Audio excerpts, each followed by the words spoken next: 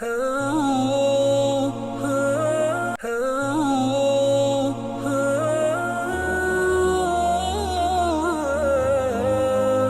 புனித மஸ்ஜிதுல் அக்ஸாவுடைய ஹுத்பாய் ஹத்தீப் முஹம்மது சலீம் முஹம்மது அலி ஹஃபிதஹுல்லாஹ் நிகழ்த்தியிருந்தார். ஹுத்பாவின் தலைப்பு அல்லாஹ்வின் அன்பையும் அல்லாஹ் கட்டுப்படக்கூடிய அந்த தன்மையும் உலகத்தில் நிலைநாட்டுவது என்பதாகும்.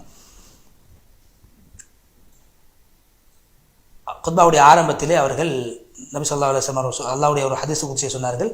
யார் எனக்காக அன்பு வைப்பார்களோ அவர்களுக்கு என்னுடைய அன்பு கடமையாகிவிட்டது. யார் எனக்காக ஒருவருக்கு உதவி செய்வார்களோ அவர்களுக்கு என்னுடைய அன்பு கடமையாகிவிட்டது. அல்லாஹ்வுடைய அடியார்களே, உதவி செய்யுங்கள், பிறருக்கு நல்லதை செய்யுங்கள். அதே போல் நபி ஸல்லல்லாஹு அலைஹி வஸல்லம் இடத்துல வந்து ஒரு சஹாபி கேட்டார், அல்லாஹ்வுடைய தூதரே, எப்போது கியாமத் நாள் ஏற்படும்? நபி ஸல்லல்லாஹு கேட்டார்கள், அதற்காக என்ன தயாரிப்பு செய்திருக்கிறாய்? அந்த சஹாபி சொன்னார், நான் அதிகமாக தொழவும் இல்லை, அதிகமாக நோவும் பிடிக்கும், அதிகமாக சதக்கா கொடுக்கவும் இல்லை, அல்லாஹ்வின் ரசூலை நேசிக்கிறேன். நபி ஸல்லல்லாஹு சொன்னாங்க, அப்படி என்றால் நீ நேசிக்கக்கூடியவரோடு நாளை மறுமையில் எழுப்பாட்டப்படுவாய். அனஸ் ரலியல்லாஹு சொல்கிறார்கள், நாங்கள் இந்த ஹதீஸை கேட்ட போது சந்தோஷம் அடைந்தது போன்று ஒரு போது நான் சந்தோஷப்படுவேன். நபி ஸல்லல்லாஹு சொன்னாங்க, நான் நபி ஸல்லல்லாஹு அலைஹி வஸல்லம் அவர்களுக்கு நெருக்கமானவர்களாக இருக்கிறேன். நான் அபூபக்கர் ரலியல்லாஹு அன்ஹு அவர்களை நேசிக்கின்றேன், உமர் ரலியல்லாஹு அன்ஹு நேசிக்கின்றேன். இவ்வாறானவர்கள் நேசிப்பதன் மூலமாக அல்லாஹ்வுடைய அன்பு எனக்கு கிடைக்கும். பெரிசாக நான் அமல் ஒன்றும் செய்யவில்லை, இவர்களை நேசிப்பதன் மூலமாக இவர்களோடு நான் இந்த மாலை மறுமையில் எழுப்பாட்டப்படுவேன் என்ற செய்தி எனக்கு மிகவும் மன திருப்தியை ஆறுதலை வழங்குகிறது என்று அனஸ் ரலியல்லாஹு தஆலா அன்ஹு அவர்கள் சொன்னார்கள். அதே போன்று அல்லாஹ்வுடைய அடியார்களே, அல்லாஹ்வை நேசியுங்கள். நேசிக்கப்படுவதற்கு அல்லாஹ் தகுதியானவன். அல்லாஹ்வுடைய நிஅமத்துக்களை நீங்கள் அனுபவித்துக் கொண்டிருக்கிறீர்கள். அல்லாஹ்வை நேசியுங்கள். அல்லாஹ்வுடைய நேசம் எங்களுடைய உள்ளத்திலே வர வேண்டும். குர்ஆனை நேசியுங்கள், இஸ்லாத்தை நேசியுங்கள், என்னுடைய சமூகத்தை நேசியுங்கள். அதே போன்று ரசூல் ஸல்லல்லாஹு அலைஹி வஸல்லம் நேசிக்க வேண்டும். நீங்கள் நபி ஸல்லல்லாஹு அலைஹி வஸல்லம் அவர் நீதத்தின் நபியாக, அநியாயத்துக்கு எதிராக குரல் கொடுத்த ஒரு நபியாக உலகத்தை வாழ்ந்திருக்கிறார்கள். அல்லாஹ்வுடைய அடியார்களே, நபி ஸல்லல்லாஹு அலைஹி வஸல்லம் அவர் நேசிங்க. நபி ஸல்லல்லாஹு அலைஹி வஸல்லம் அவர்கள் மூலமாகத்தான் நீங்கள் சிறந்த சமூகமாக மாறி இருக்கிறீங்க. அதே போன்று நீங்கள் இந்த முழு உம்மத்தில் சிறந்த உம்மத்தாக மாறி இருப்பது நபியின் மூலமாகத்தான். நபி ஸல்லல்லாஹு அலைஹி வஸல்லம் அவருடைய அன்பு உங்களுடைய உள்ளத்தில் இல்லை என்றால் நீங்கள் உலகத்தில் இழிவானவர்களாக மாறிவிடுவீர்கள். உங்களுடைய விரோதிகள் உங்களை ஒரு விளையாட்டுப் பொருளாக கருதி விடுவார்கள். எனவே நபி ஸல்லல்லாஹு அலைஹி வஸல்லம் அவர்கள் கொண்டு வந்த மார்க்கத்தை பின்பற்றுவதை கொண்டு நபி ஸல்லல்லாஹு அலைஹி வஸல்லம் அவர்கள் நேசியுங்கள். சூரா அல் ஹஷ்ரில் அல்லாஹ் தஆலா சொல்கிறான், ரசூல் ஸல்லல்லாஹு அலைஹி வஸல்லம் எதை கொண்டு வந்தாங்க அதை எடுத்து நடவுங்கள், எதை தடுத்தார்களோ அதை விட்டு முற்றும் முழுதாக தவிர்த்து கொள்ளுங்கள், அல்லாஹ்வை பயந்து கொள்ளுங்கள். அல்லாஹ் கடுமையாக தண்டிக்கக்கூடியவனாக இருக்கிறான். அல்லாஹ்வுடைய அடியார்களே, அல்லாஹ்வை நேசியுங்கள், அல்லாஹ்வுடைய தூதரை நேசியுங்கள். அதே போன்று அல்லாஹ் ரசூலுக்கு கட்டுப்படுங்கள். அல்லாஹ் ரசூலுக்கு நீங்கள் நேசிப்பது என்றால் அந்த மார்க்கத்துக்கு நீங்கள் கட்டுப்படுவதாகும். நபி ஸல்லல்லாஹு அலைஹி வஸல்லம் வழிமுறைகளை பின்பற்றுவதாகும். நபி ஸல்லல்லாஹு அலைஹி வஸல்லம் இடத்தில் சஹாபாக்கள் கேட்ட, யார் ரசூலல்லாஹ், நாங்கள் உங்களை நேசிக்கின்றோம். அப்போது சஹாபாக்களை பார்த்து அல்லாஹ் குர்ஆனுடைய வசனத்தை இறக்குகின்றான், நீங்கள் அல்லாஹ்வை நேசிக்கக்கூடியவர்களாக இருந்தால், சஹாபாக்கள் சொன்னால் யார் சொன்னால் அல்லாஹ்வை நேசிக்கிறோம். அல்லாஹ் குர்ஆனுடைய வசனத்தை இறக்கினார், நீங்கள் அல்லாஹ்வை நேசிக்கக்கூடியவர்களாக இருந்தால் நீங்கள் என்னை பின்பற்றுங்கள், அல்லாஹ் உங்களை நேசிப்பான், உங்களுடைய பாவங்களை அனைத்தையும் மன்னிப்பான், அல்லாஹ் மன்னிக்கக்கூடியவனாக இருக்கிறான். சூரா ஆல இம்ரான் 31 வசனம். எனவே உங்களுடைய உள்ளத்துக்கு நீங்கள் உள்ளத்தில் அன்பை ஏற்படுத்திக் கொள்ளுங்கள். அதன் மூலம் அல்லாஹ்வுடைய நெருக்கத்தை பெற்றுக் கொள்ளுங்கள். நபி ஸல்லல்லாஹு அலைஹி வஸல்லம் அவருடைய கட்டுப்படுங்கள். அல்லாஹ்வுடைய ரசூலையும் நபியுடைய ரசூலையும் உங்களுடைய வாழ்க்கையாக நீங்கள் எடுத்துக்கொள்ளுங்கள். வாழ்க்கையின் வழிமுறையாக எடுத்துக்கொள்ளும், நல்ல நடைமுறையாக எடுத்துக்கொள்ளுங்கள். உங்களுக்கு முன்னால் வாழ்ந்த முஸ்லீம்கள் உலகத்தை ஆண்டதெல்லாம் அல்லாஹ்வின் ரசூலை உண்மையாக நேசித்த காரணத்தினால்தான். ஏன் அல்லாஹ் சொல்கிறான், ஒரு சமூகம் வருவார்கள், அவர்களை அல்லாஹ் நேசிப்பான், அவர்கள் அல்லாஹ் நேசிப்பார்கள். எனவே நாங்கள் இந்த அந்தஸ்தை அடைந்து கொள்ள வேண்டும் அல்லவா என்று சொல்லிவிட்டு, அல்லாஹ்வுடைய அடியார்களே, அல்லாஹ் ரசூலுடைய அன்பை எல்லா அன்புக்கு முன்னால் நீங்கள் முற்படுத்துங்கள். சஹாபாக்களை பின்பற்றுங்கள். சொன்னாங்க, எங்களை சஹாபாக்கள் எப்படி அல்லாஹ்வுடைய தூதர் எப்படி எந்த அளவுக்கு நேசித்தார்கள் என்றால், சஹாபாக்கள் சொன்ன, யார சொல்ல, நீங்கள் என்ன சொன்னாலும் அதை நாங்கள் செய்வதற்கு தயாராக இருக்கிறோம். நபி ஸல்லல்லாஹு அலைஹி வஸல்லம் அவங்க சஹாபாக்களை போன்று நாங்கள் மாற வேண்டும், எல்லா விடயங்களும் நபி கட்டுப்பட்டு நடக்க வேண்டும் என்ற விடயத்தை எங்களை வழிகாட்டியிருக்கிறார்கள். சஹாபாக்கள் உடைய ஒரு செய்தி, அதாவது சஹாபாக்கள் எப்படி சொன்னார்கள் என்றால், நபி ஸல்லல்லாஹு அலைஹி வஸல்லம் அல்லாஹ்வின் சத்தியமாக நபி ஸல்லல்லாஹு அலைஹி வஸல்லம் எங்களுக்கு எங்களுடைய சொத்து செல்வங்களை விட, பிள்ளை குட்டிகளை விட, பெற்றோர்களை விட, தாய்மார்களை விட, கடும் தாகத்தின் போது, கடும் உஷ்ணத்தின் போது ஏற்படக்கூடிய தாகத்துடைய நேரத்தில் கிடைக்கின்ற குளிரான தண்ணீரை விட எங்களுக்கு விருப்பமானவர்கள். இதனால்தான் எங்களுடைய சஹாபாக்கள் கிஸ்ரா, கைசர் போன்ற அவர்களுடைய கஜானாக்களுக்கெல்லாம் சொந்தக்காரர்களாக மாறினார்கள். நபி ஸல்லல்லாஹு அலைஹி வஸல்லம் அவர்களையும் அல்லாஹ்வையும் உண்மையாக உள்ளத்தால் நேசித்தார்கள். எது சொல்லோ அது செயலாக இருந்தது. மோஸ்துதி அவர்களுக்கு மத்தியில் இருக்கவில்லை. அல்லாஹ் ஹராமாக்கியதை ஹலாலாக்கவில்லை. அல்லாஹ்வுக்கு பொருத்தமாக அந்த சஹாபாக்கள் வாழ்ந்திருக்கு. அல்லாஹ்வுடைய அடியார்களே, உங்களுடைய மனைவிமார்களுடைய அன்பை நபியுடைய அன்புக்கு முன்னால் நீங்கள் அதை முற்படுத்தி விட வேண்டாம். பிள்ளைகளுடைய அன்பை, சொத்து செல்வங்களுடைய அன்பை அல்லாஹ்வுடைய கட்டளைக்கு முன்னால் முதன்மைப்படுத்தி விட வேண்டாம். யாரு தன்னுடைய பெற்றோரை, தன்னுடைய பிள்ளைகளை, தன்னுடைய சகோதர சகோதரி, உறவினர்களை மனைவிக்கு கட்டுப்பட்டு துண்டித்து நடப்பார்களோ, அதே போன்று மனைவியை திருப்திப்படுத்துவதற்காக, பிள்ளைகளை திருப்திப்படுத்துவதற்காக ஹலால் ஹராம் என்று பார்க்காமல் ஹராத்தையும் செய்வார்களோ, பிள்ளைகள் மீது வைத்திருக்கக்கூடிய அன்பை தன்னுடைய கோழைத்தனத்துக்கு காரணமாக யாரெல்லாம் பயன்படுத்துவார்களோ, அல்லாஹ்வினால் கடமையாக்கப்பட்ட விடயத்தை செய்வதற்கு தடையாக பயன்படுத்துவார், நன்மையை தீமை தடுப்பதற்கு தடையாக பயன்படுத்துவார்களோ, அல்லாஹ்வுடைய கட்டுப்பாட்டை விட்டும் தடையாக இந்த உலகத்துடைய வஸ்துக்களுடைய நேசத்தை யாரெல்லாம் ஆக்கிக் கொள்வார்களோ அவர் உண்மையாக அல்லாஹ்வை நேசிக்கக்கூடிய ஒரு அடியானாக கருதப்பட மாட்டார். நபி ஸல்லல்லாஹு அலைஹி வஸல்லம் சொன்னாங்க, காசு பணங்களையும் துணிமணிகளையும் ஆடம்பர வாழ்க்கையையும் நேசிக்கக்கூடியவர்கள் அழிந்து நாசமாகட்டும். அவர்கள் அழிந்து விட்டார்கள், இழிவடைந்து விட்டார்கள். அவர்களுக்கு என்னதான் ஏற்பட்டாலும் அவர்கள் உள்ளத்தில் உலகத்துடைய அன்பு மிகைத்திருக்கக்கூடிய காரணத்தில் எந்த ஒரு தாக்கமும் செலுத்த மாட்டாது. எப்படி முள்ளு தைக்கப்பட்டால் கூட அந்த முள்ளு அவர்களுக்கு அந்த முள்ளு அவருடைய காலிலிருந்து எடுக்கப்பட மாட்டாது. அவர்கள் உலகத்தின் அன்பிலே, உலகத்தின் மோகத்திலே மூழ்கி விட்டார்கள் என்று ஹத்தீப் அவர்கள் சொல்லிவிட்டு, அல்லாஹ்வுடைய அடியார்களே, சஹாபாக்களிடத்திலிருந்து நபியுடைய அன்பை நீங்கள் கற்றுக்கொள்ளும். பிலால் ரலியல்லாஹு தஆலா அன்ஹு கடும் உஷ்டமான நேரத்திலே அவர்களை நிலத்தில் போட்டு அடிக்கப்பட்டது. அந்த நேரத்தில் கூட ஈமானை விடவில்லை, அல்லாஹ்வின் அன்பை நபியுடைய அன்பை விடவில்லை. அஹத் அல்லாஹ் ஒருவர் என்று சொல்லிக் கொண்டிருந்தார்கள். அதே போன்று உண்மையில் உறுதியாக இருந்தார்கள். சல்மான் ரலியல்லாஹு தஆலா பாரிஸில் பல மைற்கணக்கான தூரங்களை தாண்டி வந்தார்கள் நபி ஸல்லல்லாஹு அலைஹி வஸல்லம் அவர்களை காண வேண்டும், நபி அவர்களை ஏற்றுக்கொள்ள வேண்டும் என்பதற்காக. அதே போன்று ஹுபைப் ரலியல்லாஹு தஆலா அன்ஹு அவர்களை பார்த்து காஃபிர்கள் சொன்னார்கள், உங்களை விடுதலை செய்கிறோம், இந்த இடத்தில் முஹம்மதை கொண்டு வந்து நாங்கள் கொலை செய்கிறோம், உங்களை விட்டு விடவா?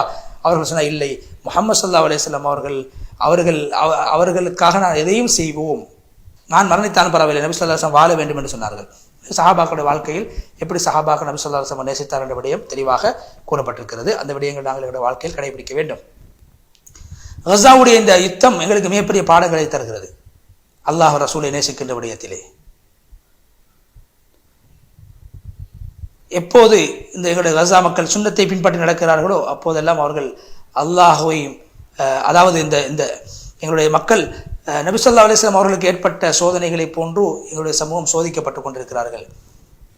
ஆனால் அல்லாஹ் நன்மையை தருவான் என்ற ஆசையோடு அல்லாஹ் ரசூலை நேசித்ததற்காக வேண்டி அல்லாஹ் ரசூலுடைய வார்த்தை மீது நம்பிக்கை வைத்து அல்லாஹ் நன்மை தருவான் என்று பொறுமையாக இருந்து கொண்டிருக்கிறார்கள், சகித்துக் கொண்டிருக்கிறார்கள். பசியோடு இருக்கிற கஸா மக்கள் அல்லாஹ்வுக்காக பசியை தாங்குகிறார்கள், தாகத்தை தாங்குகிறார்கள், ஏற்பட்ட சோதனைகளை துன்பங்களை தாங்கிக் கொள்கிறார்கள். அல்லாஹ் குர்ஆனில் சொல்கிறான், அந்த மக்கள் சஹாபாக்கள் எப்படிப்பட்டவர் என்றால் அவர்கள் அல்லாஹ் ரசூலுக்கு கட்டப்படக்கூடியவர்கள். நாங்கள் யார் நபிமார்கள், ரசூல்மார்கள், சித்திகீன்கள் யார் யாருக்கு நாங்கள் உபகாரம் செய்தோமோ அவர்களோடு அவர் நாளைக்கு கியாமத் நாளில் எழுப்பப்படுவார். சூரா அன்-நிஸா 69. அல்லாஹ்வுடைய அடியார்கள், உங்களோட மார்க்கத்தை நேசியுங்கள், மார்க்கத்தின் பக்கம் நீங்கள் மீண்டு செல்லுங்கள். எல்லா விதமான இன்று போராட்டங்களுக்கு மத்தியிலே, சவால்களுக்கு மத்தியிலே மார்க்கத்தை நீங்கள் நேசிக்க வேண்டும், மார்க்கத்தை பின்பற்ற வேண்டும். அதே போன்று எந்த அளவுக்கு மார்க்கத்தை நாங்கள் பின்பற்றுவோம் அந்த அளவுக்கு தான் உலகத்தில் அன்பு ஏற்படும். முஃமின்களோடு நேசம் கொள்ள வேண்டும். அதே போன்று உங்களுடைய மார்க்கத்தை வீணாக்கிவிடக்கூடாது. அகீதாவுடைய விடயத்தில் நீங்கள் மக்களை நேசிக்கின்றோம் என்பதற்காக மார்க்கத்தை உதறி தள்ள முடியாது. அதே போன்று குர்ஆனுடைய வசனத்தை அல்லாஹ் சொல்கிறான், நீங்கள் ஈமான் கொண்டவர்கள் நபியை நீங்கள் காண மாட்டீர்கள், மறுமையும் அல்லாஹ்வை ஏற்றுக்கொண்டவர்கள் முஸ்லீம் அல்லாதவர்கள் முஸ்லீம்களுக்கு அநியாயம் செய்கின்ற போது முஸ்லீம்களோடு அவர்கள் தோழமை கொள்ள மாட்டார்கள். அது அவர்களுடைய வாப்பாவாக இருந்த பெற்றோர்களாக இருந்தாலும் சரி, பிள்ளைகளாக இருந்தாலும் சரி, சகோதரர்களாக இருந்தாலும் சரி, உறவுக்காரர்களாக இருந்தாலும் சரி, அல்லாஹ்வுடைய அன்புக்கு முன்னால் உறவுக்காரர்களுடைய அன்பை பெரிதாக கருத மாட்டார்கள். அல்லாஹ் இவருடைய உள்ளத்தில் ஈமானை எழுதிவிட்டான், அல்லாஹ் இவர்களுக்கு அவனுடைய ஒளியை கொண்டு அல்லாஹ் அவர்களை உதவி செய்வான். சூரா முஜாதிலா 22வது வசனம். அல்லாஹ்வுடைய அடியார்களே, உங்களுடைய நாட்டை நேசியுங்கள், மக்களை நேசியுங்கள். யார் முஃமின்களை நேசிக்கவில்லை அவர் நஷ்டவாளி. முஃமின்களை நேசிக்க வேண்டும். முஃமின்களுக்கு எதிரான விரோத குரோதங்களை விட்டு அவர்களை பாதுகாப்பதற்கு நீங்கள் முயற்சிக்க வேண்டும். அதே போன்று நபி ஸல்லல்லாஹு அலைஹி வஸல்லம் அவர்கள் சொன்னார்கள், உங்களில் ஒருவர் தான் விரும்புவது தன்னுடைய சகோதரருக்கு விரும்பாத வரைக்கும் உண்மையான ஈமான்தாரியாக ஆக முடியாது. ஈமானை பாதுகாத்துக் கொள்ளுங்கள், அல்லாஹ்வுக்காக மற்றவர்களை நேசியுங்கள், அல்லாஹ்வுக்காக மற்றவர்களை விரோதம் கொள்ளுங்கள். மற்றவர்களோடு நீங்கள் எப்படி உங்களுடைய உறவை வைத்திருக்கிறீர்கள் என்பதை நீங்கள் அளந்து பாருங்கள்.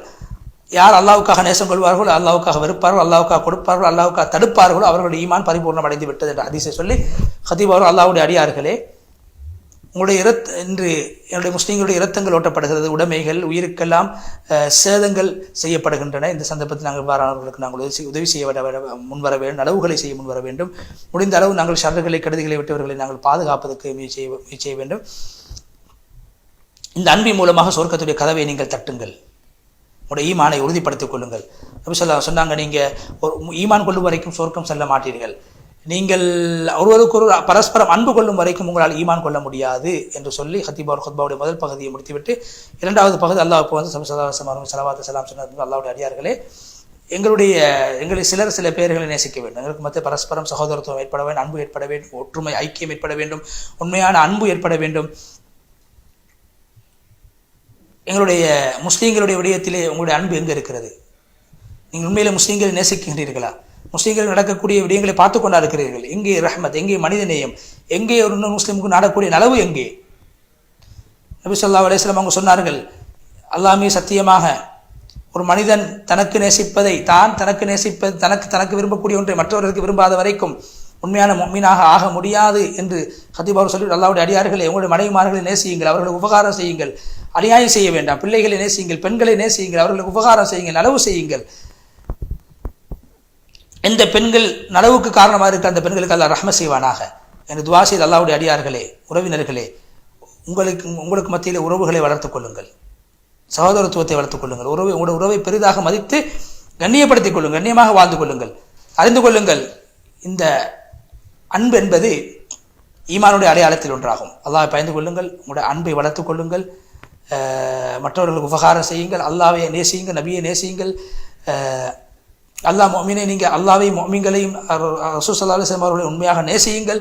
நபி ஸல்லல்லாஹு அலைஹி வஸல்லம் அவர்கள் சொன்ன வசியத் உபதேசங்களை எடுத்து நடவுங்கள் சொன்னார் நபி ஸல்லல்லாஹு அலைஹி வஸல்லம். மனிதனே, நீ உனக்கும் உன்னுடைய குடும்பத்துக்கும் விரும்புவதை இன்னொரு முஸ்லீமுக்கு நீ விரும்ப வேண்டும், உனக்கும் உன்னுடைய குடும்பத்துக்கு நீ வெறுப்பதை இன்னொரு முஸ்லீமுக்கு நீ வெறுக்க வேண்டும், அப்போதுதான் நீ உண்மையான முஃமினாகுவாய் நபி ஸல்லல்லாஹு அலைஹி வஸல்லம் சொன்னாங்க. எனவே அன்பை நாங்கள் வளர்த்துக் கொள்வோம் என்று சொல்லி, அல்லாஹ் உங்களை நேசித்து விட்டால் அல்லாஹ் உங்களுக்கு உதவி செய்வான். அல்லாஹ் உங்களை நேசித்தால் உங்களுடைய முடிவு நல்ல முடிவாக இருக்கும்.